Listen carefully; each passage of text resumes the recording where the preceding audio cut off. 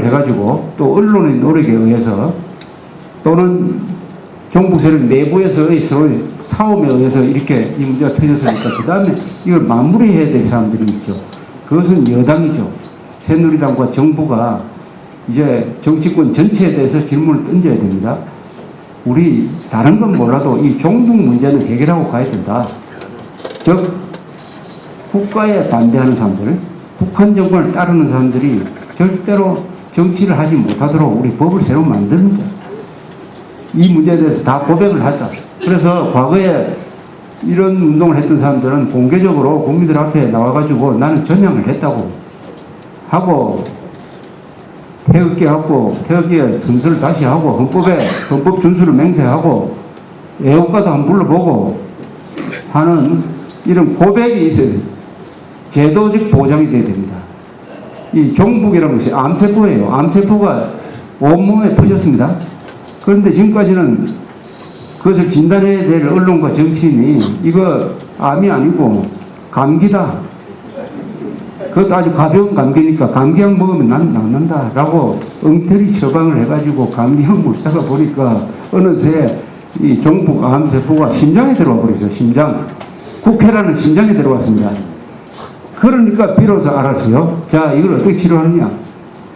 식도 수술을 해가지고 도려낼 거냐. 안심할 수 있는 수술이 가능하냐. 아니면은 방사선을 쬐 거냐. 수술하지 않고. 가능하면 방사선을 쬐가지고 그 방사선은 무슨 방사선입니까? 진실의 방사선이죠. 진실을 쬐어가지고 암세포를 줄일 수 있으면 수술 안 해도 된다. 그런데 이게 안 되면은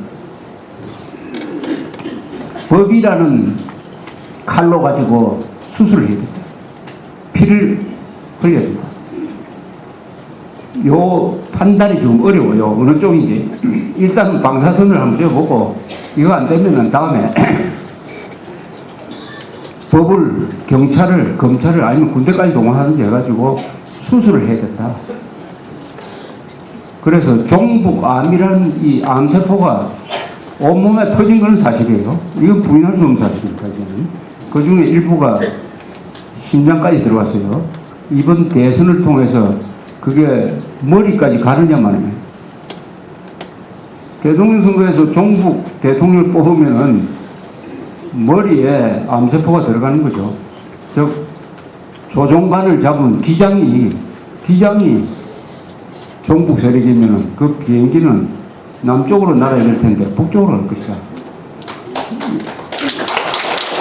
그래서 종북 문제는 이번 대통령 선거에서 결판을 내야 됩니다. 이번 대통령 선거에서. 대통령 선거에서 누굴 찍으라가 아니라 누굴 찍지 마라. 종북 근방에 있던 사람들 또는 종북 세력의 도우미 역할을 하는 사람들은 절대로 찍어서는 안 된다. 이런 이야기죠. 이런 상황에서 이 안철수라는 부산 사람이잖아. 안철수가 부산 사람 맞죠? 이 사람이 아주 애매한 존재로 나타나가지고 한국 정치판에 이게 아주 모호해졌어요. 이 안철수라는 사람의 지지율이 굉장히 높아요. 이게 잘 내려가지가 않아요.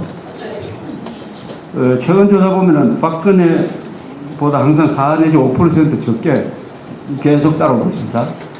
박근혜 문재인 붙으면은 그것은 아마 게임이 쉬울 박근혜 쪽으로 상당히 쉬울 거예요. 그러나 박근혜 안철수 이래 붙으면은 좌파표 플러스 중도표가 안철수 쪽으로 많이 갑니다. 중간, 특히 20대, 30대에 안철수의 지명도가 매우 높아요. 컴퓨터 세대이기 때문에. 그래서 중도표가 안철수 중도표 플러스 일부 보수표 플러스 좌파표가 합세를 해가지고 지금 안철수 지지율이 44% 정도 이렇게 아주 강세를 보이고 있습니다. 그러면 안철수라는 사람은 대통령 깜이냐 하면 이 사람은 절대로 대통령이 돼서는 안 될 사람이에요. 이 사람이 대통령이 될 수 있는 나라는 저 남태평양에 통가나 휘지 같은 데 가서 대통령이나 뭐 구청장 하는 건 괜찮겠는데, 이 대한민국에서는 절대로 대통령이 되지는 않아요. 그 이유는 이래요. 근데 직접 듣지를 못하지만은 이 부산에 무슨 의사를 한다는 그 부친이 아들이 이런 이야기를 한대요. 요새 빨갱이가 어디 있느냐? 대한민국에 빨갱이가 어디 있습니까? 그런 이야기를 한다고요. 지금 종북 문제 가지고 골치를 숙여가지고 지금 암이 걸렸는데 암 환자 보고 요새 암이 어디 있느냐고 하는 사람이 의사를 한다면 그게 되겠습니까? 대한민국이 처한 가장 큰 문제를 없는 걸로 생각하는 사람, 이런 사람이 국군 통수권자가 된다. 끔찍한 이야기죠. 그것만 해도 대통령 자격이 없는 사람이에요. 이 사람이 그동안 강연을 많이 했어요. 이 자료를 검색을 해보면 안보 문제, 이념 문제에 대해서는 한마디도 하지 않습니다. 한마디도 하지 않아요. 의미 있는 말 한마디도 하지 않아요. 뒤늦게 북한에 대해서 공부한다고 해서 초빙해서 쓰는 교수를 보면 전형적인 종북 교수를 가정교사에 삼아서 지금 열심히 공부하고 있다. 그러면 그 수준이 어느 정도냐? 그 백지에 지금, 안 그래도 이거 안보 문제에 대해서는 백지 상태인데, 백지는 제일 먼저 들어가는 사람이 인자예요. 종북 성향의 교수가 그 백지 상태에 그림을 그려놓고 있다 하면은, 그 다음에 지난 10월달 종북 좌파 진영의 대표 선수라고 볼 수 있는 박원순 씨 선거 운동을 대신해 줬습니다. 선거 도우미 역할을, 종북 좌파의 도우미 역할을 한 사람이에요. 그러면은 안철수라는 사람은 이미 좌파로 봐야 됩니다. 좌파로. 좌파에 이용당하는 사람으로 봐야죠. 이용당하는 사람. 그때 이 사람은 또 행태가 아주 이게 권위적이에요. 젊은 사람이 권위적이면, 권위적이라는 것은 뭐냐? 대통령 출마하겠다 안 하겠다는 말을 빨리 밝혀야 됩니다. 그렇게 국민들 검증을 받아야 돼요. 그리고 정당에 들어가야 됩니다. 민주주의 정치는 정당 정치예요. 개인이 무소속으로 대통령이 될 수가 되어서도 안 되고 되면 일을 못합니다.